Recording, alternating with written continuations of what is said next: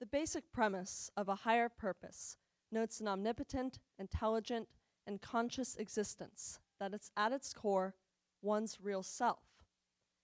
This concept of a higher purpose is at the base of religions and religious practices. In Buddhism, a higher purpose is at the core of the religion. Nirvana, literally meaning enlightenment, is the elimination of your worldly existence and earthly desires and actions to eventually achieve liberation from the constant cycles of rebirth. The orthodox form of Hinduism involves aspects of life that are part of Dharma, or your higher purpose. Dharma includes acquiring wealth, gaining knowledge, and finally achieving self-liberation called moksha. In Christianity, the Holy Spirit, which is a part of the Holy Trinity, serves as a moral and spiritual guide for our lives. When you believe in Jesus Christ, you enter heaven after you die, thus achieving your highest purpose as a believer. From a secular standpoint, a higher purpose means seeking something that is bigger than yourself. A higher purpose has significance in modern society. It motivates us to find a meaningful reason for our existence. And it provides fulfillment to our lives because we feel the need to have connections with others. Simply do a quick Google search, and you will find countless resources and industries devoting to helping people seek a higher purpose. But we can't have a higher purpose if we don't recognize that there is an inner, true self. I believe we must know ourselves in order to have a higher purpose. Now, this may sound counterintuitive for me to say that the initial focus in seeking a purpose higher than self is to focus on yourself. But once we know our true selves, we have created a foundation from which our lives may grow outward and upward. Knowing what is at our core is the foundation for growth. Self-knowledge becomes our baseline, the springboard. The strength of the base determines the strength of the growth. An example is classical education, in which there are 3 stages of trivium: grammar, dialectic, and rhetoric. Grammar, or the stage in which students are provided a baseline of knowledge, is vital for higher stages of learning. I am currently preparing for an advanced placement language exam, wherein I will be expected to provide rhetorical analyses on various passages of texts. I will draw on my early years spent developing a foundation in punctuation, syntax, reading, and spelling. Without the grammar years of my education spent developing those basic skills, any rhetorical analysis would be impossible to produce and impossible for our friends at College Board to interpret. The same goes for advanced studies in science, math, social science, and the arts. Ballet dancers don't begin their training by putting on a pair of pointe shoes and hitting the stage. There are years spent in soft shoes at the bar, learning and owning basic technical skills. I've spoken to you about the origins of a higher purpose and that you need to know your true self in order to seek one. So many of you may be wondering how to achieve self-knowledge. The first step is to listen more than speak, observe more than act, and absorb more than infiltrate.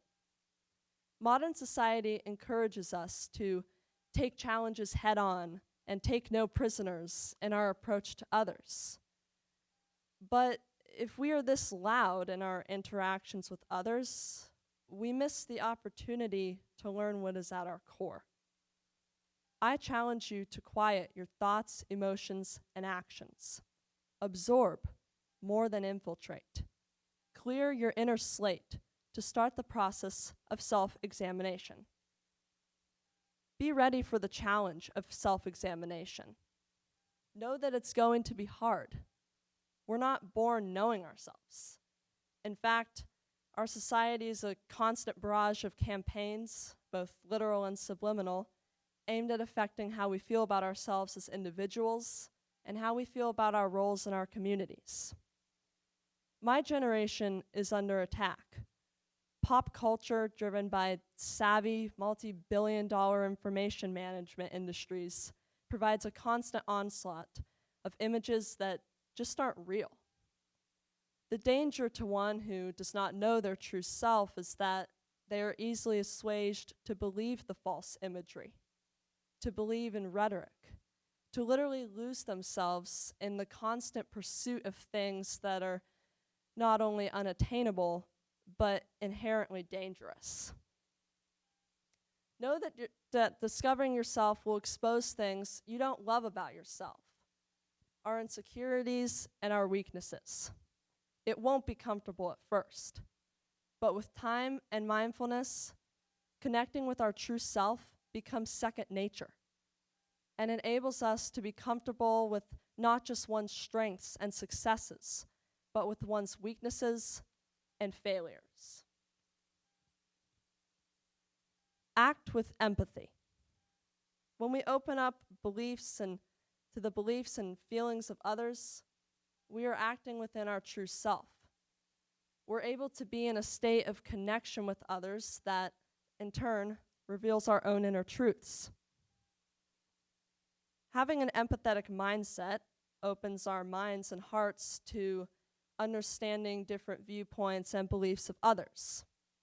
Having this open mind allows us to add to our own personal wealth of knowledge, from which we can then draw in determining our own beliefs and values. An example is seeing the world as a giant puzzle, of which we are a piece. While we may strongly disagree with others in lifestyles, beliefs, or values, we are all part of a larger picture, the global puzzle of humanity. Be comfortable with yourself. Start by knowing what you believe. Ask yourself, what are my core values, and what values are most important to me? Ask yourself, how do you approach right versus wrong thinking? If your reactions to right versus wrong tend to be black and white or absolute, try practice thinking in what is called the gray areas. Resist the urge to make determinations with an all or nothing mindset. When you are willing to consider values that seem incongruent with your true self, you are actually affirming what you believe. Subsequently, be prepared to defend your beliefs to others and share your beliefs when appropriate. Be prepared to receive information that may conflict with your inner values and beliefs. Challenge yourself to present your beliefs with love and in a way that is thought-provoking rather than fear-provoking. You have to realize that your beliefs may change with time and circumstance, but our core values remain the foundation of our true self for the rest of our lives. One step to be comfortable with yourself is knowing your personality. How do you act when you're alone versus with other people? Who are you portraying to the outside world? And is this congruent with your true self? How do you react to the good and bad that life throws at you? When dealing with tough situations, does the presence of others lift your spirit? Or do you deal with tough situations best by taking time to be alone? Know your body by understanding your natural biorhythms. TAmpaPrep is a great example of understanding the natural biorhythms of middle and high school age students by having a later school start time at 8:50 a.m. Learn your biorhythms by asking yourself what times of the day are you most active and what times you need to allow for rest and downtime. Know what your body can and can't be so that you can discard external images of that perfect outward appearance. Knowing our body type and body limitations, including disabilities, allows us to accept challenges that are possible and reject those that are not. It is the first but very important step to developing a healthy body image and is vital to both young men and women in our society. Know your preferences by asking yourself what you like and dislike without the input from others. Defining what you truly like and dislike takes courage, but it allows a path free of inner conflict. When we keep doing something that we don't enjoy, or we neglect to choose what makes us happy, we are in fact giving away a part of our true self. This brings me to my next point of knowing your dreams. Make sure you know each and every step needed to achieve your goal. For example, if you want to be a professional musician, ask yourself what instrument you like to play best, the type of schooling you'll need.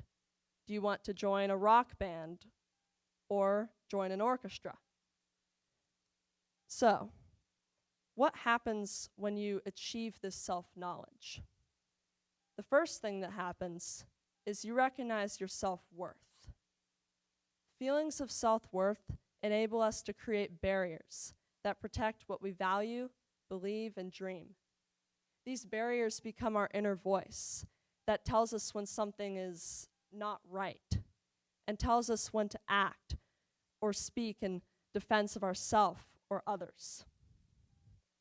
The more comfortable we become with our true self, the more authentic our lives become. This pursuit of self-knowledge subconsciously creates a state of congruency. Our true self matches with the life we purposely choose to live. We've all heard the phrase lying to oneself and the harm that such an existence can bring. I believe the times in my life are the toughest when my words and actions don't match with what I believe at my core. Knowing myself allows me to align my words and actions with what I know to be true, and it helps me to defend myself through positive self-reflection and respectful interactions with others against what I believe to be harmful to my core being. We can withstand disappointment, defeat, and even tragedy without engaging in self-harm. We can recognize the subjectivity in life and withstand challenges that seem personal. We can reject behaviors that bring risk to ourselves or others. Something wonderful happens when we are comfortable with our true selves. We are able to go beyond, reach farther, and seek that purpose higher than ourselves. We can take that growth mindset that focused within and go beyond our own lives, our own communities, and our own journeys. It's no coincidence that the inadvertent influencers around us are individuals who know themselves, are comfortable in their own skin, and are thus able to be vulnerable in service to others. When the chains of self-doubt, insecurity, and self-harm are broken, we are able to be open to others. We're in communion with others. We are free to rebuke judgment, and instead, view our interactions with others as pieces to a giant puzzle that make up a holistic worldview. Those who lead lives incongruent with their true self risk manifestations of intolerance rather than love. It's exhausting trying to maintain a facade that is in reality protecting a very confused, fragile sense of self. And this confusion is often released on others in the form of bigotry, intolerance, and judgment. I'm grateful to be speaking on behalf of an academic institution that encourages its students to be yourself, go beyond, inspire next, and seek a higher purpose than self. It's pretty ironic that I stand before you today representing these ideals, since I've only been a part of Tampa Prep for 6 months. I made a really difficult decision to transfer right before the start of my junior year, and in August, found myself on a bus to North Carolina on the prep junior trip to camp in the mountains of the Pisgah National Forest with 120 strangers, literally hours after enrolling. I knew no one, and no one knew me. And the decision to transfer hasn't been easy, as I've struggled to find my place, gain opportunities, and develop new relationships. I've also struggled with personal adversity and watched those I love do the same. But at the core of it all, knowing myself allows me to seek my higher purpose and enables me to persevere through the difficult times. Everyone faces adversity, whether it's in your school life, your home life, our professional environments, or our spiritual lives. My wish for you is to know yourself, to be comfortable with the great and not so great that is at your core. Maintain a personal growth mindset that becomes your base, your springboard, to whatever is bigger, better, and higher than your singular existence in this world. Simply